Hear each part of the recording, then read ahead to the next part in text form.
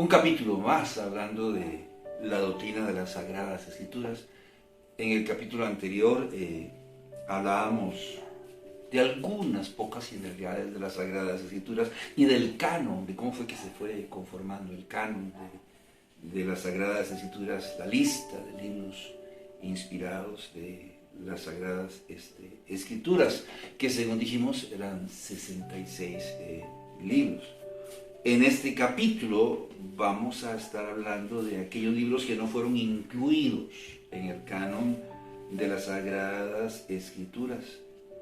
Libros que no podemos negar que en algún momento fueron considerados para ser integrados a este canon. Pero sin embargo, muchos fueron descartados. 7 fueron aceptados por la Iglesia Católica y hoy en día son llamados los libros deuterocanónicos, a saber, Tobías, Judith, Primera y Segunda de Macabeos, Sabiduría Eclesiástico y Baruch. Si usted va a la librería a comprar una Biblia, existe la posibilidad que en el canto, en alguna parte, diga con los libros deuterocanónicos. Repito, aceptados por la Iglesia Católica. ¿Por qué en términos generales la comunidad cristiana no los aceptó? Ni aún estos 7. ¿Por qué fueron rechazados? Bueno, en primera instancia tenemos que decir por no cumplir con los estándares establecidos a través del tiempo para ser reconocidos, así de simple. ¿Cuáles estándares? Bueno, no fueron mencionados en ningún otro escrito del Antiguo o del Nuevo Testamento. No fueron mencionados o citados, por ejemplo, por el Señor Jesucristo, los apóstoles, entre otros. Nunca escuchamos al Señor Jesucristo decir, conforme dijo Tobías, el que le entienda, por poner un ejemplo. Número 1. Número 2, ninguno de estos libros fue avalado por el Señor Jesucristo y los apóstoles. Número 3, no comparten, algo muy importante, la misma unidad literaria de los 66 libros que sí conforman el canon de las Sagradas Escrituras. O sea, no son del mismo pensamiento, del mismo criterio, de la misma línea. Hay una, si se me permite la palabra, no concuerdan, ¿verdad? No concuerdan. Hay una que sería, bueno, no concuerdan, ¿verdad? Como que no calzan, como que no entonan con los demás libros. No contienen, en cuarto lugar, creo, no contienen ninguna evidencia de ser libros divinamente inspirados. Todo lo contrario. Recuerde los ejemplos que pusimos de Job y Isaías, que mencionan cosas, misterios, por decirlo de alguna manera, relacionados con la ciencia, muy innovadores, que en aquella época no se sabían, no se conocían. Por ejemplo, Isaías recuerda la circunferencia de la Tierra, ese tipo de cosas. Bueno, estos libros, a saber, Tobías, Judith, Primera y Segunda de Macabeos, Sabiduría Eclesiástico y Baruch, no contienen ninguna evidencia de ser libros inspirados. Y escuchen lo que le voy a decir, todo lo contrario. Ellos mismos afirman no serlo. Al afirmar o al decir que son historias, que son poemas, que son alegorías, etc. Pero ellos no contienen ninguna evidencia de ser libros divinamente inspirados, todo lo contrario, afirman lo contrario. Entonces, por entrar en contradicción, también no fueron aceptados, por entrar en contradicción con las enseñanzas, podríamos decirlo, con las enseñanzas generales de las Sagradas Escrituras, con las enseñanzas más básicas del Señor Jesucristo o de los apóstoles.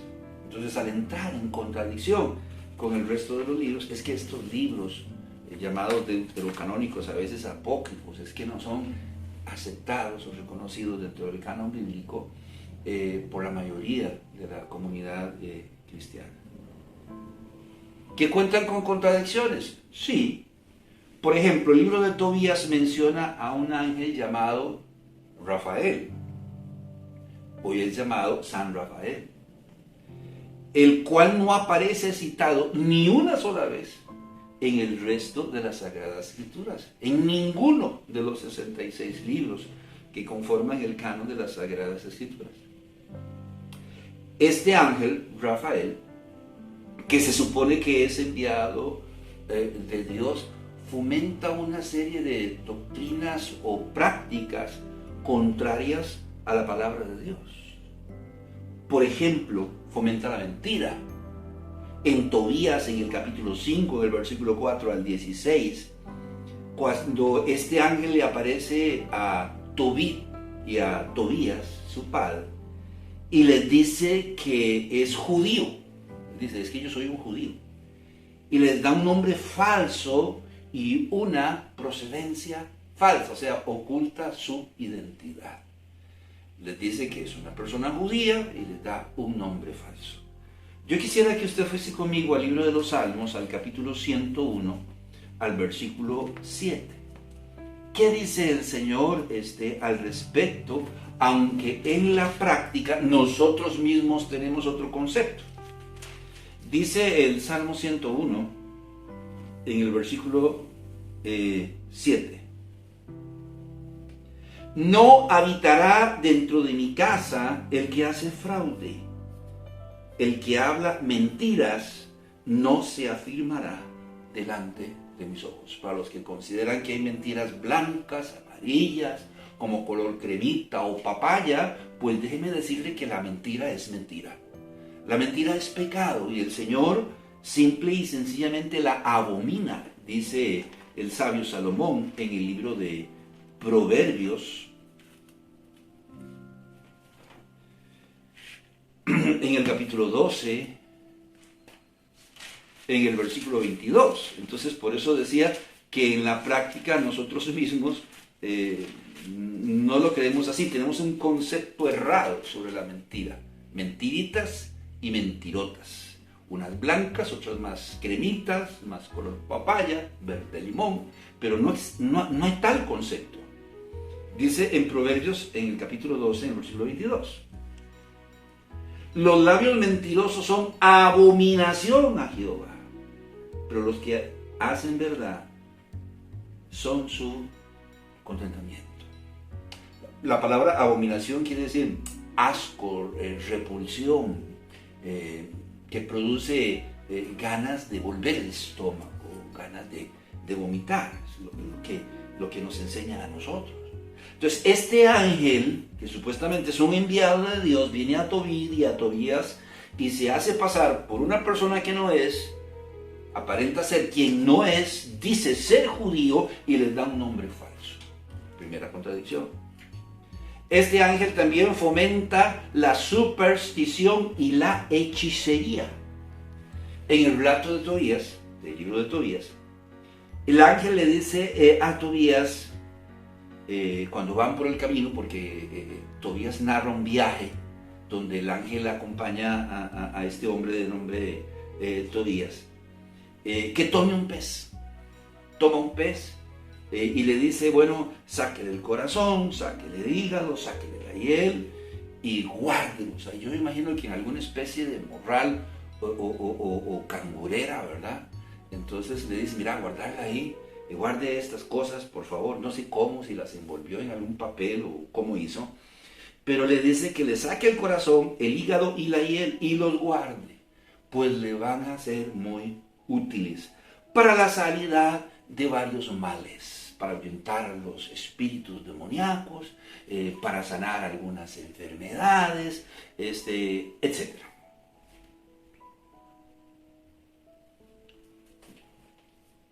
Fomentando así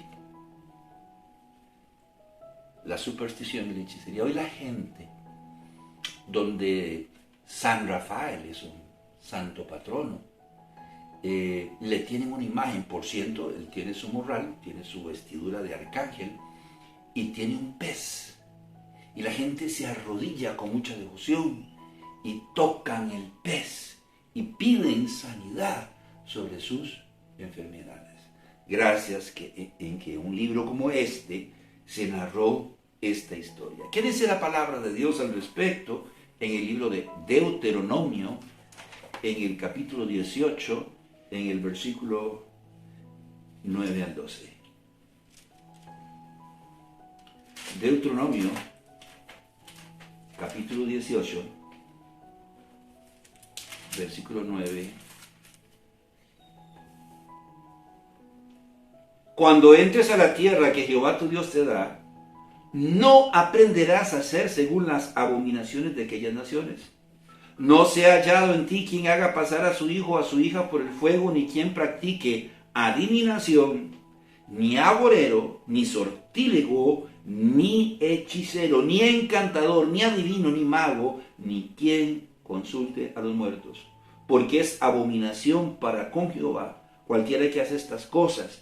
Y por estas abominaciones Jehová tu Dios te echa estas naciones delante de ti. Nada que esté relacionado con este tipo de cosas. Segunda contradicción. Este ángel, en algún momento, al hablar con Tobías, le recomienda a Tobías que se case. No hay ningún problema con contraer el matrimonio. Pero le dice que se case con una mujer endemoniada, ahí en Tobías, en el capítulo 6, en el versículo 14 al 8, que se case con una mujer endemoniada. Si usted está casado con una mujer endemoniada, entonces usted sabe lo que el ángel le está pidiendo a Tobías. ¿Qué dice Deuteronomio capítulo 7, versículo 2 al 4? Deuteronomio 7, versículo 2 al 4. Y Jehová tu Dios las haya entregado delante de ti, y las hayas derrotado, las destruirás del todo. No harás con ellas alianza, ni tendrás de ellas misericordia. Y no emparentarás con ellas, no darás tu hija a su hijo, ni tomarás a su hija para tu hijo, porque le dará a tu hijo de en pos de mí, y servirán a dioses ajenos, y el furor de Jehová se encenderá sobre vosotros, y te destruirá pronto. ¿De qué está hablando Moisés aquí en el libro de Deuteronomio? Del yugo desigual. El yugo desigual era condenado por Dios en el Antiguo Testamento, por ejemplo. Y este ángel le está recomendando a Tobías no solo que entre en una relación de yugo desigual, le está pidiendo que se case con una mujer endemoniada. Yo estoy seguro que si usted sabe que la mujer con la que usted se va a casar es endemoniada, pone pies en polvorosa. Este ángel le está pidiendo a Tobías que se case con una mujer endemoniada, promoviendo así el yugo desigual. En 2 de Corintios, en el capítulo 6, en el versículo 14, no lo vamos a leer todo, pero en 2 de Corintios, en el capítulo 6, en el versículo 14, la palabra de Dios dice claramente: no os unáis en yugo desigual con los incrédulos, porque qué compañerismo tiene la justicia con la injusticia, y qué comunión la luz con las tinieblas. Y todavía nos dice en el versículo 15, por favor, si necesita tiempo, yo le doy tiempo para que lo busque o para que lo lea. Pero dice aquí en el versículo 15, ¿y qué concordia Cristo con Belial? ¿O qué parte el creyente con el incrédulo? Belial era un demonio. Y aquí está diciendo, ¿qué concordia Cristo con Belial? Con los demonios. Y este ángel le está recomendando a Tobías no solo que se case, ni que entre en yugo desigual con una mujer, sino que se case con una mujer endemoniada. Este ángel, quinta contradicción, solo en Tobías, fomenta la adoración a los seres celestiales. Déjeme decirle que este concepto es un concepto totalmente antibíblico. Un ángel jamás aceptó ser adorado por algún ser humano. Mucho menos promovió el ser adorados. Ellos siempre se negaron. Y si fomentaron la adoración, fue la adoración a Dios. Esto lo dice Tobías, capítulo 12, versículo 16 al 21. En Isaías, en el capítulo 42, en el versículo 8, el Señor dice: yo a nadie, con nadie comparto mi gloria. Y cuando un ángel buscó la adoración de los demás ángeles, un ángel llamado Luzbel fue expulsado de la presencia de Dios por semejante presunción. Apocalipsis capítulo 19, tenemos dos casos aquí. En la revelación del libro de Apocalipsis, Juan tiene que tratar con diferentes ángeles. Hay uno en particular que es quien le comparte todo lo que viene de la presencia de Dios.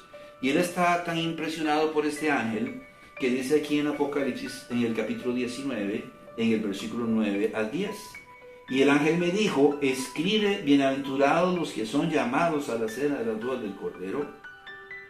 Y me dijo: estas son palabras verdaderas de Dios. Yo me postré a sus pies para adorarle. Y él me dijo: mira, no lo hagas. Yo soy consiervo tuyo y de tus hermanos que retienen el testimonio de Jesús. Adora a Dios, porque el testimonio de Jesús es el espíritu de la profecía. Repito, ya había convivido con, entre comillas, Juan con este ángel. Ya había llegado a admirarlo y a respetarlo, y se postra ante él, y el ángel lo detiene y le dice: no, Señor, yo soy un ángel, yo soy un consiervo tuyo, adora a Dios. La primera vez. Luego en el capítulo 22, en el versículo 8 al 9, pero es que usted es tan bello, usted es tan hermoso, usted es tan perfecto, usted es digno de adoración. Y dice aquí en el capítulo 22, en el versículo 8, yo, Juan, soy el que oyó y vio estas cosas. Y después que las hube oído y visto, me postré para adorar a los pies del ángel que me mostraba estas cosas. Pero él me dijo: mira, no lo hagas, porque yo soy consiervo tuyo, de tus hermanos los profetas, y de los que guardan las palabras de este libro. Adora a Dios. Sin embargo, este ángel llamado Rafael, en el libro de Tobías, en el capítulo 12, en el versículo 16 al 21, fomenta la adoración a los ángeles, contrario a lo que ha sido establecido por la palabra de Dios. Este ángel se identifica posteriormente como uno de los 7 arcángeles que están delante de la presencia de Dios, ahí en Tobías, en el capítulo 12, en el versículo 15. Al respecto tenemos que decir que sí es cierto que hay 7 ángeles que están delante de la presencia de Dios, sobre todo en el libro de Apocalipsis. Aparecen tocando sus trompetas y cargando las copas de la ira de Dios, y algunos incensarios, y cada vez que tocan una trompeta algo sucede, en esta tierra, o cada vez que derraman una de sus copas alguna catástrofe ocurre en esta tierra. Entonces son mensajeros, son 7 ángeles, no dice que son arcángeles, que están delante de la presencia de Dios, ahí en el libro de Apocalipsis. Pero no hay evidencia alguna de que estos ángeles ostenten, estos 7 ángeles en el libro de Apocalipsis, ostenten algún rango delante de Dios. Es más, delante de la presencia de Dios existen cientos de miles de millones de ángeles, y están allí al servicio de Dios. Usted lo puede comprobar en el libro de Apocalipsis, en el capítulo 5, en el versículo 11, y en el capítulo 7, en el versículo 10. Ahora bien, se conoce el nombre solamente de 3 arcángeles. La palabra arcángel, por ahí habíamos hecho un video al respecto. Quiere decir primero, príncipe o principal. Entonces, cuando a un ángel se llama arcángel, quiere decir que tienen un rango por encima de los demás ángeles y tienen un rango delante de los ojos de Dios. Entonces la palabra de Dios solo menciona 3 arcángeles y dentro de ellos no está San Rafael. Menciona al ángel Luzbel en Isaías 14, 12 al 15 y en Ezequiel 28, 14 al 17. Luzbel. Menciona también en el libro de Daniel, en el capítulo 10, en el versículo 13 y 21, al arcángel Miguel. Que yo estoy convencido, por lo que he leído y estudiado de la palabra de Dios, que es el ángel que le da la revelación a Juan del libro de Apocalipsis. Aquel ante el que Juan se postra y le dice, mire, a mí no me adore, adore a Dios. Y el tercer ángel que es mencionado es el arcángel Gabriel. En Lucas, en el capítulo 1, en el versículo 19, el de la anunciación a María. 3 arcángeles, no más. No aparecen mencionados más, entrando en contradicción con la palabra de Dios. El libro de Baruch. Bueno, Baruch afirma, por ejemplo, en la contradicción, que el cautiverio babilónico duró 7 generaciones. Una generación equivale aproximadamente a 40 años. El cautiverio babilónico entonces tuvo que haber durado, según Baruch, 490 años.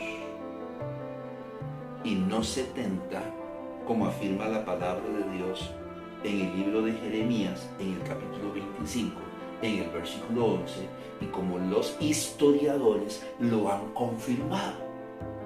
Esta es una garrafal contradicción, un garrafal error.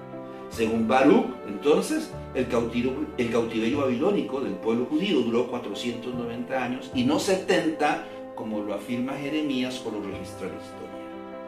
El libro de Judith afirma que Nabucodonosor, rey de Babilonia, rigió su imperio desde la ciudad de Nínive.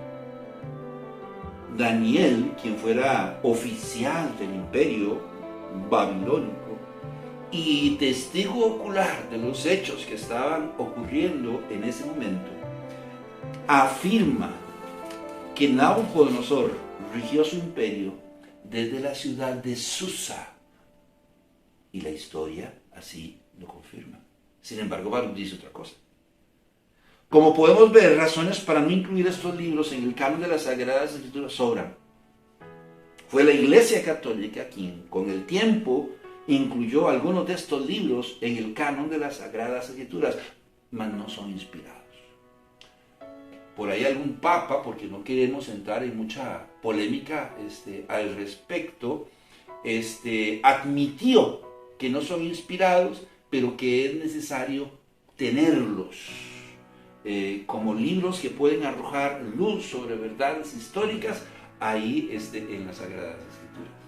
Y los usan y los citan para adorar y venerar a los ángeles, para venerar y adorar a los santos, para adorar y venerar a los muertos, entre otras cosas. Entonces, no son inspirados, pero los usamos como referencia para afirmar en nuestras creencias. ¡Wow!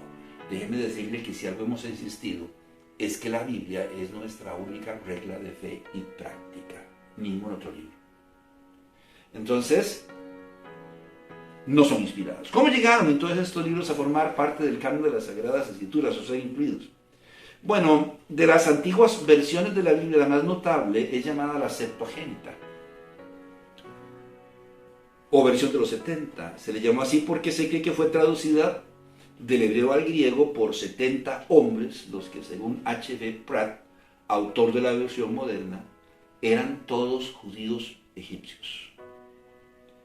Estos 70 traductores realizaron su trabajo con el apoyo del rey egipcio Ptolomeo Filadelfo entre 285 al 247 a.C. ¿Recuerda la biblioteca de Alejandría? Pues entonces querían poner orden ahí y entonces mandaron a traducir todos los libros que se encontrasen de diferentes temas o diferentes nacionalidades y traducirlos al griego. No se confunda con esto de que el rey egipcio Ptolomeo Filadelfo, hay que recordar que cuando el imperio griego se dividió en cuatro, entre esos cuatro grandes generales. Los Ptolomeos tomaron Egipto, y los Seleucos tomaron Siria, y bueno, los otros dos se diluyeron entre estos.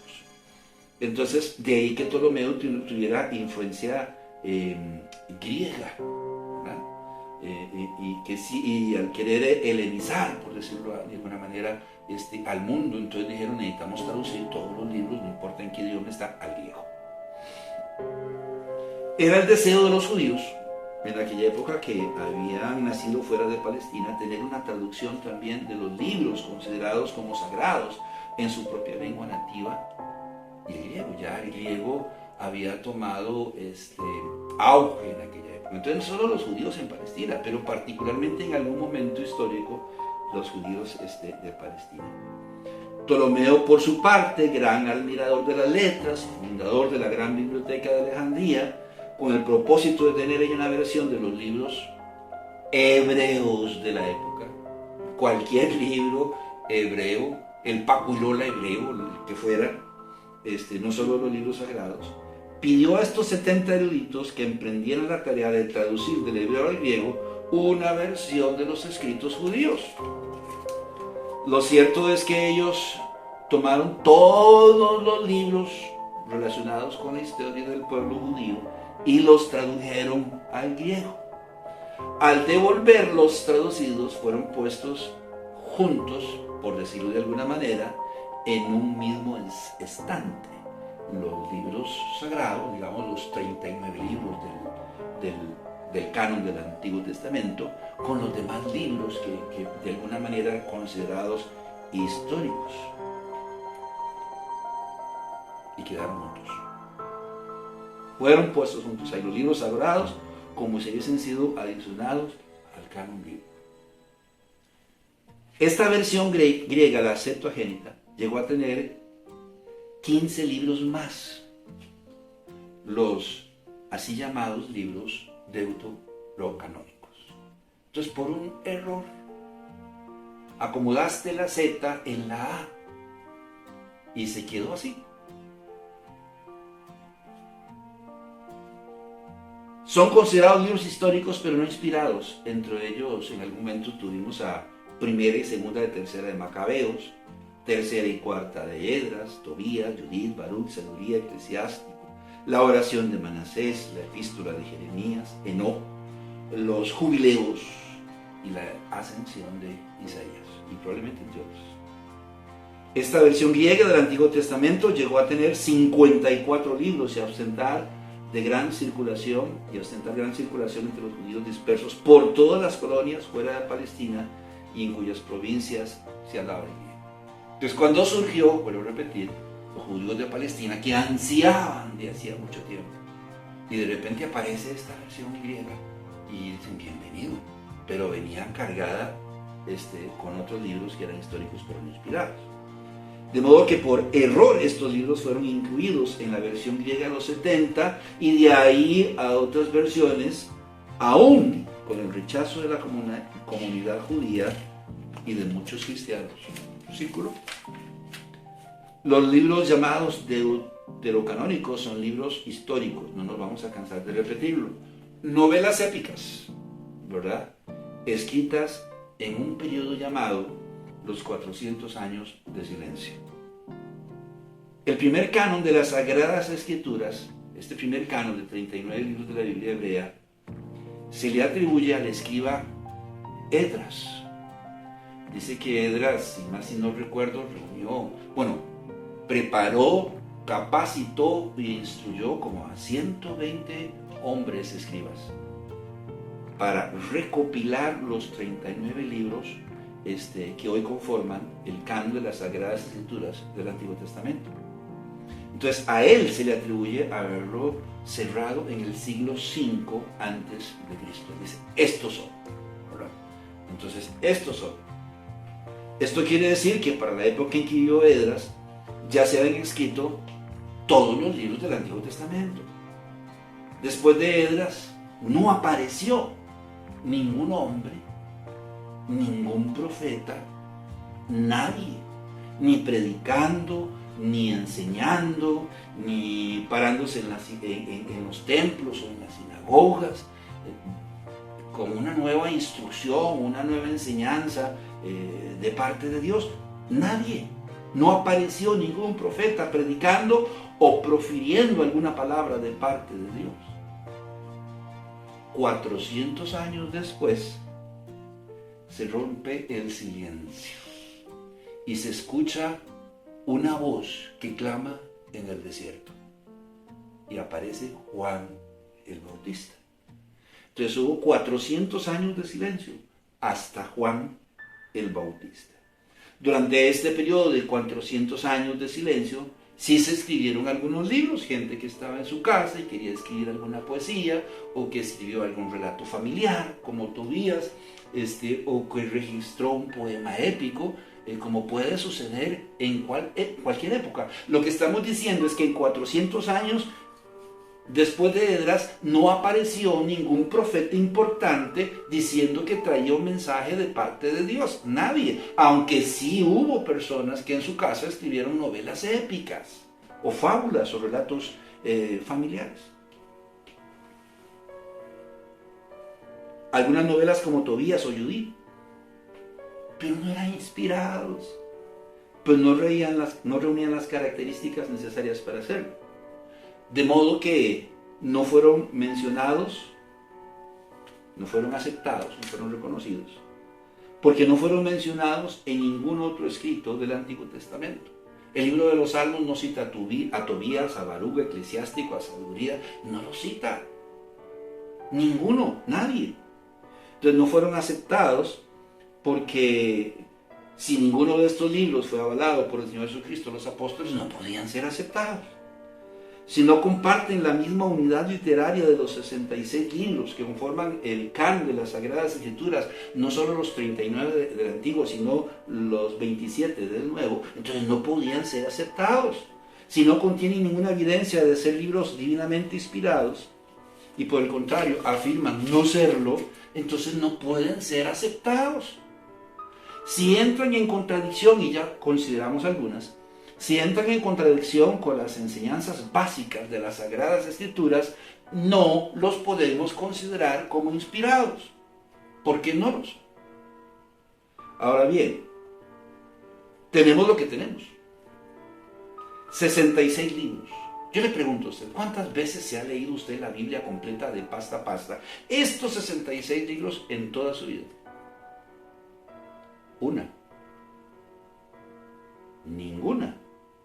Y entonces, ¿para qué queremos tener más libros si no hemos podido leer los primeros 66 ni una sola vez en nuestra vida? ¿Para qué queremos más si no conocemos la revelación de Dios contenida en este libro que llamamos la Biblia? Dios nos ha revelado su voluntad, su plan y su calendario profético, entre otras cosas, en este libro.